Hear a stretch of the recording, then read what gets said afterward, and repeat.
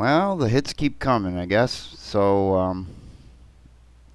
uh, after on Friday, I kind of told you guys how Trump put 10% tariffs on some goods. They had some meetings over the weekend, and not only did nothing get done, that when uh,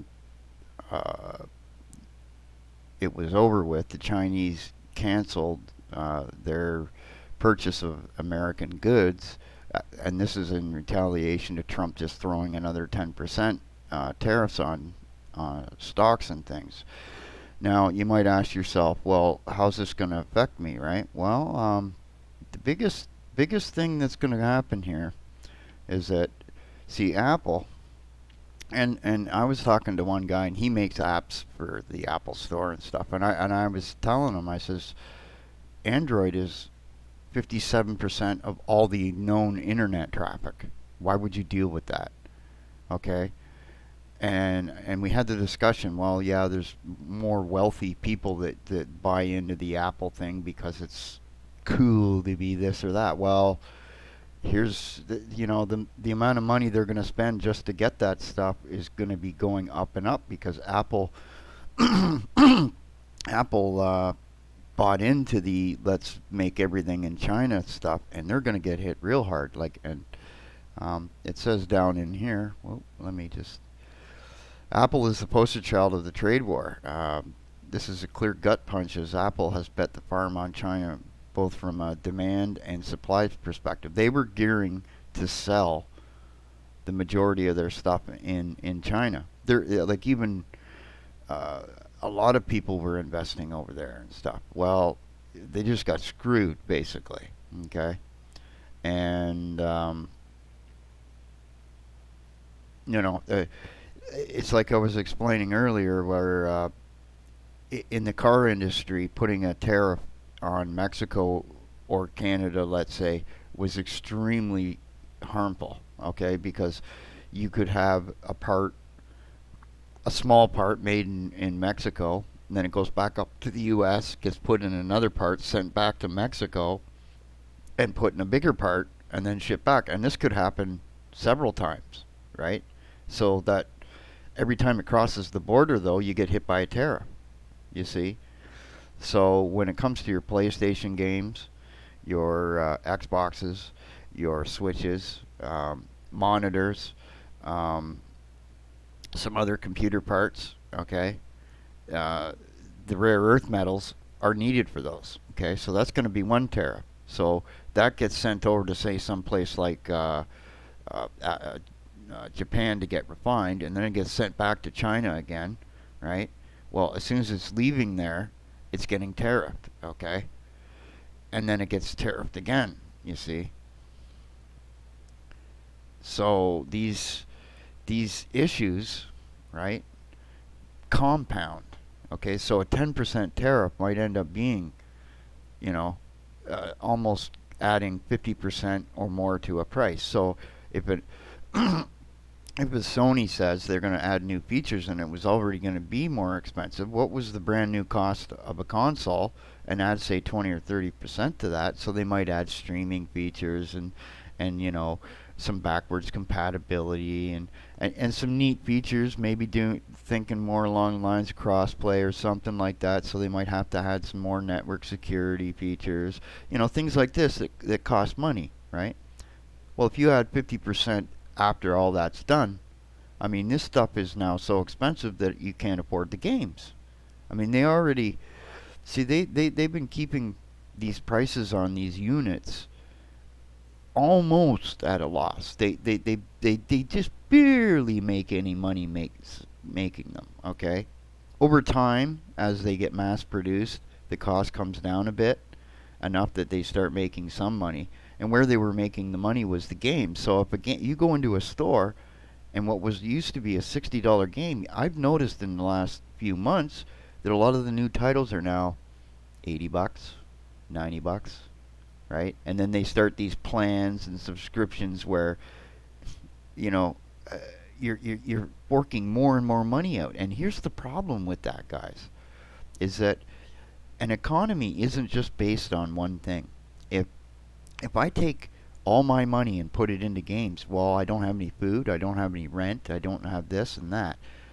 So the more it costs for that, the less of that I do. Okay? This is where, okay, this just now forces more people to get a PC, learn how to use a PC, and you're going to have to watch what your kids are up to. You're going to have to watch what you're up, doing. You're going to have to be a little more educated on how to use things, and because it's cheaper. You can get cheap computers that to play video games and stuff.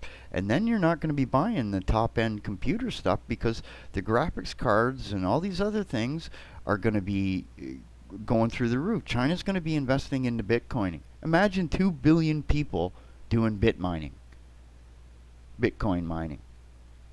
The cost of graphics cards would be insane. You would never get one. Okay? It'd be something a one percenter could afford.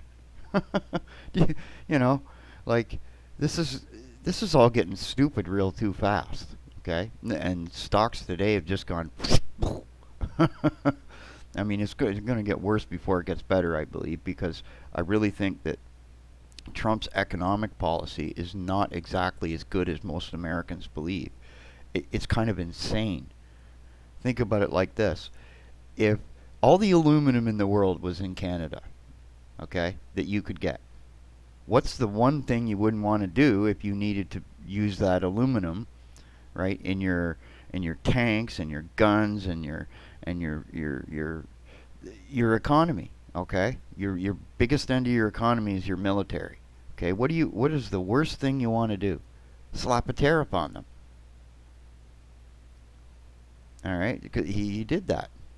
And so what did the Canadians do? Us Canadians, we just rose the price 10%, make our money back. You know, so who got hurt there? I mean, it was like you know,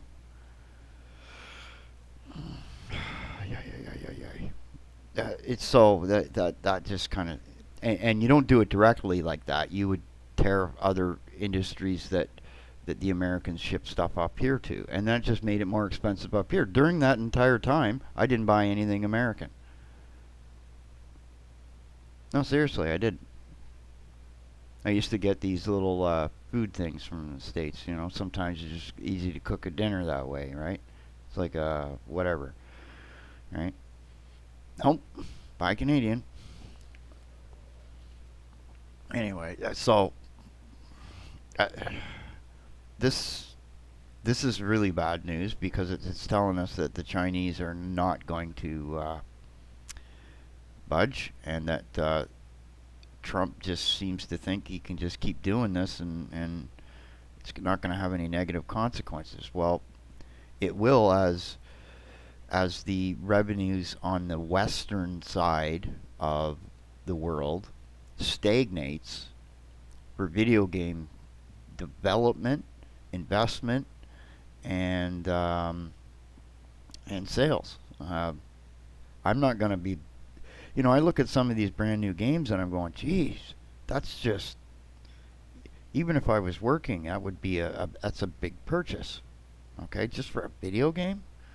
You know, that's why I try to find games that are cheap, give me lots of value and replay value, because not only do I want something that's I can play for a long time, that can be modified and replayed again, but isn't that expensive to begin with, even if I had to pay for it, right?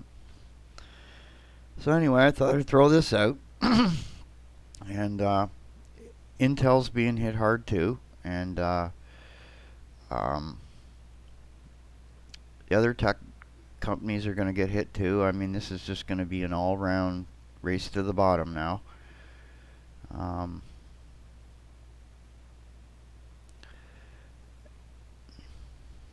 yeah, now they're just here.